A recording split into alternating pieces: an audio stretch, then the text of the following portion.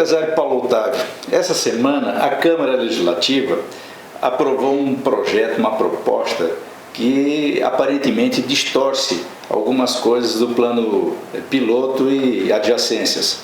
E o senhor já disse que é contra essa forma. Por que o senhor é contra o PPCub?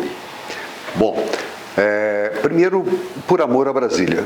Eu cheguei muito cedo aqui, meu pai foi um pioneiro, foi um dos primeiros dentistas a montar consultório em Brasília. Eu cheguei aqui com 12 anos e moro aqui há 62 anos. E nessa minha vida brasiliense, fui me apaixonando pela cidade, pela concepção do projeto urbanístico do Lúcio Costa, as obras do Niemeyer, os artistas que fizeram aqui uma referência de Brasília no mundo todo. Então, entendo que nós temos uma cidade tombada pelo patrimônio cultural da humanidade na Unesco. É a única cidade tombada no século passado. Não existe outra cidade no mundo tombada, Brasília. E, de repente, eu vejo um plano que chama de preservação, mas, na minha visão, não é de preservação, é de expansão, tá? De expansão urbana. E eu fico me perguntando, poxa, eu moro aqui, adoro a qualidade de vida de Brasília, né? Você hoje, que mora numa superquadra, você pode ter acesso ao centro da cidade com facilidade. Nós temos horários de pique, que o congestionamento é muito grande, e é uma cidade que ainda falta fazer muita coisa, tem muita coisa ainda a ser construída, tem áreas enormes que não foram ainda construídas. E o PPCub, de repente, ele cria novas áreas, né? Ele cria setor habitacional no setor de clubes, ele aumenta gabarito de prédios já existentes, sem fazer um planejamento do tráfego, dos estacionamentos, do volume de tráfego, dos congestionamentos. Então, nós não podemos equiparar Brasília às outras capitais brasileiras que têm todos os problemas que sufocam a qualidade de vida. Então, eu entendo, se tem um plano que foi apreciado, admirado pelo mundo todo. Olha que esse ano o New York Times numerou Brasília como a única cidade no Brasil que merece ser visitada. Por quê? Pelas obras, pelo projeto diferenciado. Nós não podemos equiparar Brasília a outras cidades. Então, já crescemos muito. Se você pegar o Distrito Federal, nesses 64 anos, olha quanta coisa foi feita, quantas cidades novas surgiram. Você tem Samambaia, uma cidade planejada. Então, vamos expandir Samambaia? Sim, porque as pessoas precisam morar. Águas Claras nasceu da necessidade de moradias. Vem aí o setor Jockey Club, que é o novo setor de Brasília. Futuramente vai vir o setor militar urbano, lá em frente à rodo ferroviária. Então, existem áreas de expansão já pensadas. Então, eu não entendo por que devemos mexer numa coisa que é patrimônio do mundo, que é o plano urbanístico do Lúcio Costa, nosso fundador, e o plano que o JK aprovou, o JK fez o plano. Então, é uma agressão, na minha visão, ao plano do Lúcio Costa, uma agressão aos fundadores de Brasília, aos pioneiros que fizeram a cidade e a todos nós moradores. Eu quero que as futuras gerações tenham a mesma qualidade de vida que eu tenho hoje. Agora, empresário, o que espanta, digamos assim, aparentemente para quem está de fora, é o seu posicionamento contra o PPCub, que o senhor fala que é uma expansão e não uma preservação. O senhor é do setor imobiliário, né, de construção, e o setor da indústria imobiliária fez pressão para que a aprovação, que seja aprovado. Aí eu vou já dizer a minha resposta. Existem dois pensamentos. Tem pensamentos das empresas de construção que querem cada vez construir mais. E existem empresas da construção civil que querem construir com consciência. Eu não quero expandir a minha cidade para construir mais. Eu tenho meu limite, eu sei, olha, hoje a Paulo Otávio constrói bastante, já fez muitos prédios em Brasília, mas todos em lugares determinados, todos respeitando o plano de Lúcio Costa. A gente nunca mudou gabarito de nada, a gente nunca fez mudança de destinação de terreno, entendeu? Nós respeitamos. Se nós compramos um terreno do próprio governo, através da TerraCap, a gente respeita a altura, respeita a dimensão do lote, respeita o gabarito, respeita a destinação, tudo respeita. Então, é um respeito que todos os empresários deveriam ter. Ainda mais a consciência de que nós somos empresários numa cidade diferenciada. Eu não sou contra os empresários agora, a ADEME. Ela está, inclusive eu ajudei, ela fez um projeto da expansão de Brasília, construindo um novo bairro que chama Jockey Club. Algumas empresas foram contactadas para pagar o projeto. Nós pagamos o projeto.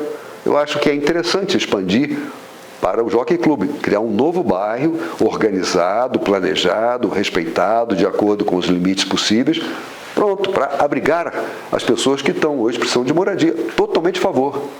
Totalmente a favor. Olha, vem aí o setor militar urbano, lá no final, que é uma área do Exército enorme. Totalmente a favor. Vai ser feito um projeto, lá é um projeto enorme, lá vai abrigar mais de 100 mil pessoas. Então, eu entendo que nós temos que expandir, sim, porque a cidade cresce. Eu só não entendo por que expandir na área tombada. Se temos tantas áreas, o DF é grande. Se temos tantas áreas para expandir, por que expandir justamente na área tombada? Com esse PPCub que está aí, que muita gente ainda não conhece, enfim, nós aqui inclusive não conhecemos ele de inteiro teor, nós estamos sujeitos a criar uma nova Águas Claras aqui dentro do plano piloto, por exemplo? Olha, eu vi um estudo que pode-se dizer que dentro do plano piloto nós vamos ter aí, fora os terrenos não ocupados que estão dentro do projeto original de Brasília, nós teremos aí pelo menos de 200 a 400 mil pessoas novas no plano piloto. Tá? Eu entendo que é demais. Entendo que nós não estamos preparados para isso. Então, por isso que a minha posição, o PPCub ele foi examinado pela Câmara muito rapidamente. Eu estive com os deputados, observei que eles não tinham estudado o PPCub em profundidade, os urbanistas não foram consultados, os institutos não foram consultados, por isso que tem essa grande revolta hoje, porque foi muito apressado. Imagine, você chega um plano que tem 1000 páginas, fora os anexos, e de repente vamos votar e se vota num dia, primeiro e segundo turno, não deu nem tempo de ter um segundo turno com uma reflexão maior. Então, fiquei espantado, conversei com alguns deputados, vi que eles não tinham conhecimento do PPCub, penso que pouquíssimas pessoas leram esse projeto. Essa proposta veio do governo, né? Segundo dizem, o que foi aprovado está pior, o texto está pior do que veio. Mas o senhor acredita que o governador ainda possa fazer as correções necessárias? Ainda é possível reverter esse PPCub da forma como foi votado? Tenho certeza que sim. O governador tem trabalhado muito bem por Brasília. Ele é um brasiliense, sabe da responsabilidade que nós temos com a cidade, quer fazer um bom governo, quer deixar um bom legado. Então é um momento, tendo em vista que o PPCub foi feito por uns técnicos das secretarias e que foi aprovado na Câmara sem uma discussão mais aprofundada. Você é um grande jornalista, você nunca foi convidado para a Câmara para discutir um PPCub. A imprensa não foi ouvida. Você vê que a imprensa ficou sabendo do PPCub essa semana. A grande imprensa, se você observar o Correio Brasiliense, a Globo, a Record, todo mundo entrou agora, essa semana, quando depois foi votado. Então, é interessante que um projeto tão importante, ele está sendo discutido após a votação. Então, isso me chama a atenção, porque um projeto que vai mexer com a nossa cidade, na minha visão, tinha que ser debatido. Olha, vamos fazer uma coletiva com a imprensa, a Câmara poderia fazer uma coletiva com a imprensa, chamar, olha, vamos fazer isso, essa mudança, para a gente entender. E aí, de repente, aprovou. Chegamos atrasados. Chegamos atrasados, como você diz, Gilmar. Todo mundo chegou atrasado. É interessante que todos os jornalistas que eu conversei, mas como é que é esse? O que é o PPCub? Ninguém sabe. Então, nós estamos aí com o PPCub, e você perguntou em relação ao governador Ibanez. Tenho o maior respeito pelo governador Ibanez, eu tenho certeza que ele vai pegar, porque ninguém sabe o que foi aprovado na Câmara ainda, a gente não tem o resultado, o traslado da Câmara, não sabemos o que foi votado lá, que foi uma votação muito rápida e confusa. Agora que a Câmara nos proporcionar a leitura do que foi votado, com certeza o governador vai chamar novamente os técnicos que fizeram o PPCub e vai discutir. Olha, isso aqui pode, isso aqui não pode, essas emendas que foram colocadas podem, isso aqui vai agredir Brasília ou não. ele poderia ouvir também as pessoas que amam Brasília, o presidente do Instituto Histórico e Geográfico, chamar a família do Lúcio Costa, ouvir a família Niemeyer, ouvir um pouco as pessoas que fizeram Brasília. As pessoas que fizeram Brasília não foram ouvidas. Eu vi um depoimento agora do neto do Niemeyer, muito interessante, que ele reclama muito da aprovação do PPCub e chama de urbanicídio, né, porque é uma palavra até interessante, não é urbanismo, é urbanicídio, mas isso colocado pelo neto do Niemeyer. Então, é um momento de reflexão, porque isso vai ficar para a vida toda. Então, é um momento ainda que dá para o governador examinar com bastante tranquilidade, e o que for decidido, olha, isso é bom para o futuro da cidade, que fique. Se o plano é bom para o desenvolvimento de Brasília em alguns aspectos, tudo bem, tem o meu aplauso. Só não tem aplauso de todo ele. Eu realmente estou pronto para aprovar o PPCub, desde que alguns itens possam ser revistos, para não termos uma expansão urbana muito grande dentro do plano piloto. O Distrito Federal tem um grande desafio, né? A questão do desenvolvimento urbano, a mobilidade urbana, né? Existe uma pressão muito grande do ponto de vista econômico para que tenham mais avenidas, mais prédios, enfim, etc. Nós temos como botar um freio de arrumação nesse processo, não sendo contra o desenvolvimento, mas permitindo que o Distrito Federal, esse quadrilátero aí, tenha uma qualidade de vida boa e que não se aconteça uma coisa ruim aí nos próximos anos? Temos, desde que cada um de nós, eu, você, quem está nos assistindo, entenda que nós somos os brasilienses, que nós estamos construindo o futuro dos nossos filhos, dos nossos netos. Nós estamos construindo. Se a gente pecar agora, daqui a 50 anos, as novas gerações vão pagar o preço de viver numa cidade conturbada. Então, se nós herdamos um plano sensacional, admirado pelo mundo todo, porque vamos respeitar o plano. Vamos deixar as coisas como foram criadas, né? Aplaudida, né, pela Unesco. Os urbanistas que chegam a Brasília ficam admirados como funciona a cidade. Você sai de uma superquadra aqui, chega no centro rapidamente e tal. Então, por que criar, né, novas áreas, tendo em vista ainda que tem muitas a serem desenvolvidas dentro do plano da própria cidade? Então, entendo que essa mudança de destinação é preocupante, a expansão desordenada é preocupante. Muitas vezes nós não temos equipamentos públicos para suportar a demanda, né, de automóveis, a demanda de energia, a demanda de água, de esgotos. Nós temos todo um elenco de problemas que surgem quando você expande uma cidade. É isso que está em jogo hoje, é uma questão de ter uma expansão controlada, um desenvolvimento que não agrida o plano urbanístico. O senhor foi candidato nas eleições passadas para o governo do Distrito Federal. E aí o senhor apontou algumas questões econômicas, por exemplo, a criação de empregos, né? O seu grupo tem cerca de 5 mil funcionários, algo assim, mais terceirizados, talvez em maior quantidade.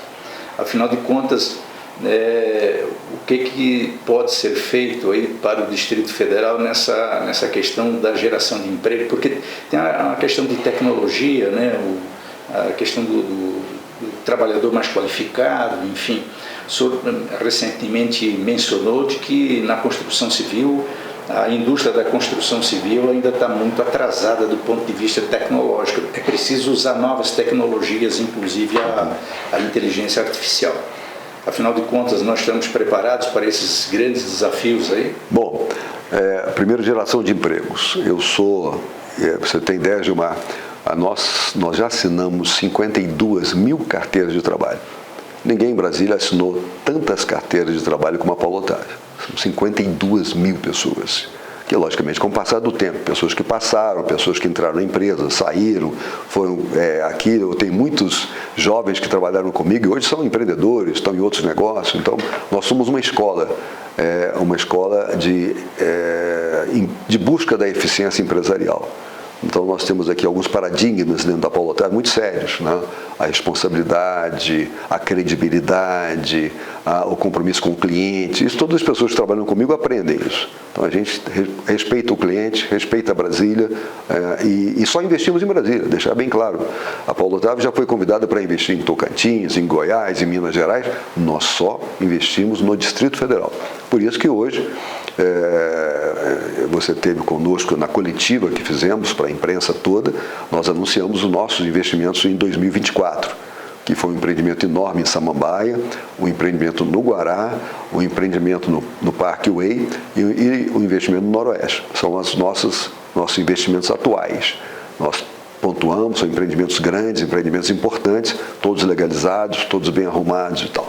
Em relação ao emprego, o que eu posso fazer é justamente desenvolver, criar novas empresas que nós fazemos. Hoje aqui são quase 80 empresas que nós administramos e criar áreas que possibilidade de mais geração de empregos. Nós atuamos nos shopping centers, nós construímos já 6 shopping centers em Brasília, nós atuamos na área de hotelaria, geramos empregos na hotelaria, nós trabalhamos na comunicação, trabalhamos nas concessionárias de automóveis, temos 4 marcas que nós representamos.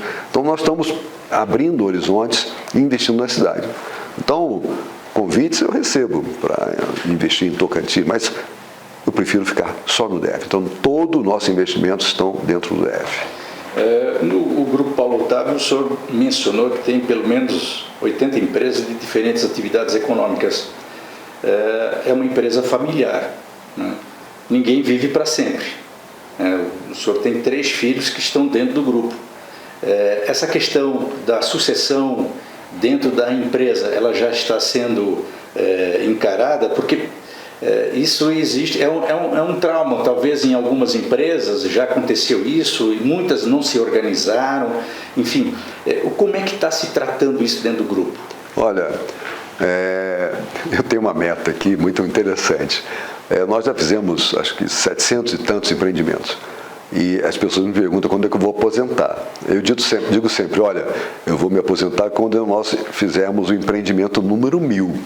Pelé fez 1000 gols, né? O Romário também fez 1000 gols, eu quero fazer 1000 empreendimentos no DF. Então, a minha resposta é sempre essa. Enquanto eu estiver com saúde, lúcido, que quero viver muito mais tempo, eu adoro viver, adoro a vida, né? Então, adoro o trabalho, não poderia, poderia estar aposentado, mas não adoro trabalhar. E foi até engraçado, recentemente eu pedi minha aposentadoria ao INSS, e aí a moça que nos atendeu, mas engraçado, o senhor trabalha desde os 15 anos, o senhor tem 70, na época eu tinha 72, o senhor dá para ter 2 aposentadorias? Eu falei, não quero não, eu só quero uma só para dizer que eu sou aposentado. E essa é a minha vida. Minha vida, o que me dá felicidade, o dinheiro não me dá felicidade, o que me dá felicidade é gerar empregos, o que me dá felicidade é inaugurar um prédio, ver as pessoas morando ali dentro, as pessoas felizes, o que me dá alegria é ver um shopping lotado de gente, gerando um shopping, 2.000 empregos, isso me dá felicidade, entendeu? Então a felicidade na minha vida sempre foi, logicamente, fora do amor da família, o nascimento dos filhos, né, a minha esposa, a minha mãe, que tem 96 anos, é viva, então a família muito agregada, muito unida. E o que me dá alegria realmente é o trabalho. Eu não me vejo sem estar trabalhando. Mas em relação à sua resposta, realmente 3 filhos já trabalham comigo, já estão preparados, bem preparados, já estão me ajudando aqui no dia a dia, né, cada um no setor. Então eu estou desenvolvendo e passando para eles a nossa filosofia de trabalho, que eu espero que daqui a 20, 30 anos eles respeitem e que a Paulo Otávio possa, o ano que vem faremos 50, possa chegar a 100. Né? Acho que poucas empresas no Brasil chegam a 50 anos. E, inclusive, uma coisa interessante, esses dias eu estava, há um tempo atrás, conversando com o Dr. Everardo Maciel, que é um grande amigo, foi secretário da Receita Federal. Eu falei, pois é, Dr. Everardo, poucas empresas chegam aos 50 anos com o mesmo CNPJ, né, com o mesmo número do CNPJ. E é um número que eu me lembro até hoje, que quando eu abri a empresa, eu fiquei muito preocupado, eu tinha 25 anos, já estava trabalhando há 10 anos, e aí surgiu o número do CNPJ, né? 00475-251/00122 e tal. Esse é um número que não me sai da minha cabeça, que é um número que eu tive que repetir milhões de vezes durante a minha vida. Nunca tentou jogar esses números na loteria, por exemplo? Ué, nunca tentei, tá aí, você me deu uma ideia. Vou jogar na loteria, quem sabe da área. Já pensou? Vai ser ótimo. Eu nunca joguei na loteria, então nem sei jogar na loteria. O senhor foi senador e foi vice-governador. Acabou renunciando ao mandato de vice-governador. Uma confusão muito grande na política brasiliense. Afinal de contas, o senhor tem saudade do executivo, de trabalhar com o executivo, enfim, tocar alguma coisa nessa área pública? Olha, quem entra na política sempre fica contaminado com o vírus da política, do amor na política. Eu fui deputado federal 2 vezes, fui eleito senador, na época ao lado do Roriz, depois fui eleito vice-governador na campanha do Arruda, e o governo estava indo muito bem. Nós chegamos a ter 80% de aprovação lá em 2009, né? Até que teve a crise, né? O problema que enfrentamos, e o governo foi desmontado. Foi uma pena para Brasília. Hoje, passado o tempo, nós vemos que foi realmente um desastre. Mas a política brasileira ficou muito contaminada pela essa judicialização, que prejudicou muito alguns momentos políticos do Brasil. Mas eu fui candidato, como você, eu tentei sair da política, até porque eu tinha uma missão empresarial muito grande, eu sempre trabalhei, sempre uni política com empresas, mas chegou um momento que eu falei, em 2022, vou tentar voltar à política, e fui candidato ao governo. E foi interessante, porque eu resolvi nos últimos 40 dias e fiz uma campanha bonita. Todas as nossas propostas foram muito admiradas pela população. Tanto é que, mesmo sem ter apoiado nem Lula, nem Bolsonaro, porque todas as campanhas estavam contaminadas por um ou outro, eu fiz uma campanha independente, né? A minha referência é a JK, a minha referência é a política do entendimento, o meu partido é o partido do diálogo, da conversa. Então, eu respeito Lula, respeito Bolsonaro, mas fiz uma campanha sozinho. Tive 130 mil votos. 130 mil votos, que depois a gente foi avaliando, são votos de pessoas que me conhecem. Eu fui o terceiro mais votado nessa eleição. Foi para mim uma bela surpresa e um contentamento muito grande de ver que eu tive uma excelente votação, mesmo fazendo 40 dias de campanha e tendo gasto na minha campanha, o que é importante registrar, R$822 mil. Então foi a campanha mais barata, mais econômica, eu sabia que eu teria dificuldades e fiz a campanha, não agredi ninguém, levei minhas propostas, que muitas delas estão sendo executadas pelo governo atual, que é bom, né? E fiz uma campanha limpa, em 40 dias, econômica, e pude passar a Brasília meus pensamentos, minhas ideias e meus projetos. Hoje o senhor lidera um partido chamado PSD, que tem um pé dentro do governo federal e também tem um pé dentro do governo distrital, né? É um partido gerenciado por talvez um líder mais capaz do ponto de vista de articulação política, que foi o ex-prefeito de São Paulo. Afinal de contas, como é que o senhor está vendo esse governo Lula, primeiro na esfera federal, nessa relação que o PSD tem dentro do governo federal? Olha, o PSD realmente ocupa 3 ministérios. O PSD é um partido que em alguns estados apoiou Lula, em outros não apoiou. O presidente Kassab deixou a liberdade, porque são estados, cada estado, o Brasil é muito grande, cada estado tem um comportamento, tem um compromisso político diferente. Então, alguns estados apoiaram Bolsonaro, alguns estados apoiaram Lula, outros estados não apoiaram ninguém. Então, foi muito diverso. Então, hoje, o PSD, da mesma forma que está no governo Lula com 3 ministérios, está no governo de São Paulo, com um comando político que o Kassab tem no próprio governo de São Paulo, do governo Tarcísio, o que é importante. Mostra que o PSD se amolda aos momentos políticos. Nós fazemos uma política do entendimento e sem revanchismo, sem raiva, uma política moderna, uma política do diálogo, do entendimento. Se o governo está bem, vamos, Nós temos governadores, nós temos o governador Ratinho, que está fazendo um belo trabalho lá no Paraná, é um jovem, E nós temos que renovar a política brasileira, não tenho dúvida. Nós temos que preparar os jovens para o futuro. Então, o compromisso do PSD é justamente manter as bandeiras. O PSD é o partido que fez Brasília, é um partido que foi do fundador de Brasília, é um partido que deu sustentação política para que JK construísse essa cidade que nós vivemos hoje. Então, esse mesmo entendimento, esse PSD do Tancredo Neves, do que foi do Ulisses Guimarães, esse PSD que foi muito importante para o Brasil historicamente, é o PSD que eu defendo. Eu sou progressista, sou desenvolvimentista, entendo que dá para fazer uma política agregando e conversando e dialogando com todos. Nas eleições passadas não foi possível quebrar a polarização, né? Uma discussão muito de intestino, assim eu diria, né? Não foi uma polarização, exatamente. Né? Nas próximas eleições, aparentemente, os indicadores indicam ainda convergem para essa questão da polarização. O senhor acha que é possível alterar esse rumo dessa bússola nas próximas eleições, 2026?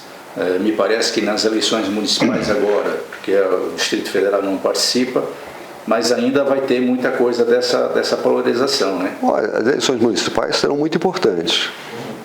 Vai ser mais ou menos um radar do que vai acontecer em 2026. Nós do PSD, nós estamos convictos que faremos uma boa bancada de prefeitos. Em São Paulo hoje já temos mais de 252 prefeitos do partido. Em outros estados estamos crescendo. Até porque grande parte dos políticos estão preferindo estar numa sigla que não está nem de um lado nem de outro, mas está no meio do diálogo, de centro, um centro inteligente, um centro do diálogo, um centro do entendimento, da conversa, um centro que pense o Brasil. Hoje, esse é o melhor país do mundo. Eu sou um brasileiro assim, apaixonado, eu acho que esse país tem um futuro enorme. E eu fico triste de ver que a gente não cresce. Eu vejo o PIB da China crescendo 12% ao ano, os Estados Unidos crescendo, a Europa crescendo, e o Brasil é 2%, cresce 1%. O que está acontecendo? É o país mais rico do mundo, é um país que tem água, um país que tem 154 anos sem nenhum conflito militar, não tivemos guerra com ninguém. É um país que fala a mesma língua de norte a sul, um país que tem um povo trabalhador, um clima maravilhoso. Por que esse país não deslancha? É isso que me aterroriza. Você citou mais ou menos 30 países, né? Nessa sua jornada de vida e de conhecimento. Afinal de contas, tem países parecidos com o nosso. E por que o senhor acha que tem essa trava aí? Por que nós não vamos para frente? Na verdade, nós vamos para frente, mas não... a gente está indo para frente devagarzinho. Eu queria ir para frente mais acelerado. Eu queria que as pessoas tivessem uma renda maior, os salários no Brasil fossem melhores, eu queria que tivesse mais riqueza no país. Né? E por que não temos isso? Vou te responder. Primeiro que a gente não valoriza o setor produtivo. Quem anda o Brasil são os pequenos empresários, médios empresários que estão alavancando o Brasil. Veja o agronegócio, que não era nada no Brasil há 20 anos atrás e hoje ajuda a sustentar o país. São pessoas que vieram aí, que hoje estão em Mato Grosso, estão em áreas... Veja o Cerrado brasileiro, veja aqui Brasília, o DF. Ninguém plantava nada, até tinha um conceito que o Cerrado não daria produtividade nenhuma, e hoje, ao contrário. Então você vê o Brasil, como é possível estender o Brasil. O que precisa é incentivar jovens empresários, jovens, não precisam nem ser empresários, jovens que passem a ser empresários, para que montem seus negócios, que não tenham medo, né, que tenham coragem de avançar nas mais diversas atividades, as oportunidades estão aí. Eu vejo assim, olha, aqui em Brasília mesmo, quantos empresários eu vejo que saíram do nada e hoje geram 100, 200, 300 empregos. Brasília é a cidade das oportunidades. E o Brasil é o país das oportunidades. Mas muitas vezes essa guerra política, ela atrasa o país. Então, essa divisão ideológica, ela tira a segurança jurídica que muitas empresas... Por que as multinacionais têm medo de vir para o Brasil? A questão tributária é uma questão muito confusa. Agora foi feita uma reforma tributária que ninguém entendeu. Ninguém entendeu essa reforma tributária direito ainda. Então, está todo mundo assustado. Agora nós fizemos uma reforma tributária que o brasileiro não entendeu ainda. vou te contar. Igual o PP Clube, não participou. Nem participou. Olha, eu há 30 e tantos anos atrás, 32 anos atrás, eu subscrevi um projeto, eu, o Flávio Rocha e o Marco Sintra.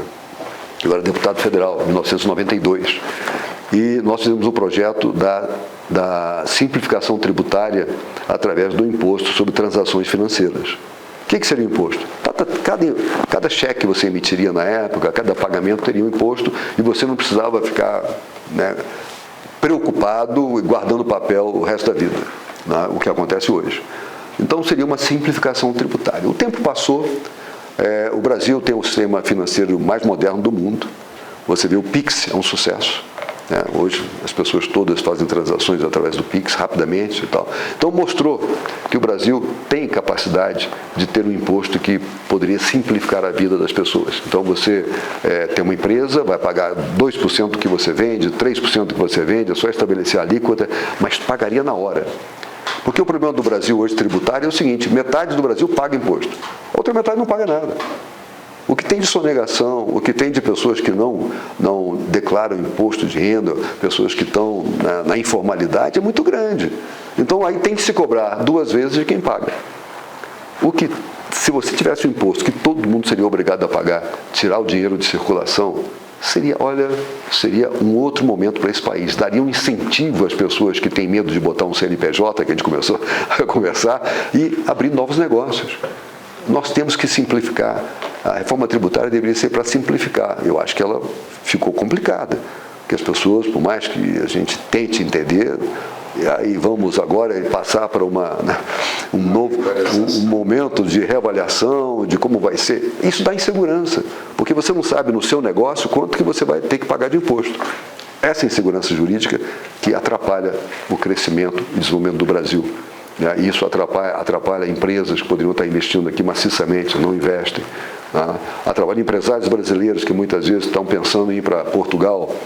Eu fico triste quando eu vejo um jovem, um médico, um engenheiro, um dentista saindo do Brasil e indo para Portugal, ou para a Europa, ou para os Estados Unidos. Fico triste. Eu jamais faria isso. Não, jamais. Porque eu acredito que o país... E essas pessoas teriam sucesso aqui, que são arrojadas, elas querem até ir para outro lugar e acreditam em si, mas se estivessem aqui seria muito melhor. Então essa descrença com o país, que muitas vezes essa insegurança que os brasileiros mesmo têm, o que vai acontecer, não, vai mudar tudo, o governo muda tudo. Então, essa mudança de governo que tivemos agora recentemente, muitos brasileiros ficaram desesperados. E a coisa caminha. O Brasil é muito maior do que os governos. O Brasil é muito maior do que os governos que estão aí, mas as pessoas têm que ter essa segurança.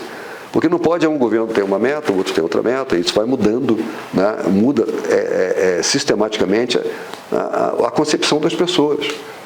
Então, essa insegurança que nós vivemos, ela é ruim. E eu espero que, por isso que é importante o PSD, que é um partido do entendimento, do diálogo. Nós temos que conversar, todos nós, unir esse país e, olha, vamos para frente, vamos acreditar nos investidores, vamos revolucionar, vamos dar crédito mais barato. Não dá para você montar uma empresa no Brasil e pagar juros de 12%, 15%, 20%. Isso é um desestímulo. Como é que você vai montar um negócio? Você busca um crédito e vai pagar 20%. É impossível. Nos Estados Unidos você tem um crédito a 2%, 3%. Na Europa é a mesma coisa. Então dá para você montar um negócio e ter certeza que você vai conseguir pagar o seu empréstimo. Então o Brasil, ser empresário no Brasil é difícil por esses condicionantes. Ok, muito obrigado pela entrevista. Esperamos que a gente possa fazer uma outra nova oportunidade aí para ver se esse cenário mudou tanto no Distrito Federal como no Brasil. Olha, eu sou, como te diz, Gilmar, sou um otimista. Quero agradecer muito essa oportunidade, né, que você está me dando, única. Estou à disposição para o diálogo, o debate. Eu não sou fechado, não sou radical. Eu gosto do diálogo, gosto do entendimento. Tem muitas vezes que eu me convenci que eu podia até estar errado nas minhas teses, na minha teoria, porque isso que é o bom do diálogo, da democracia, da liberdade que nós deveríamos ter nesse país.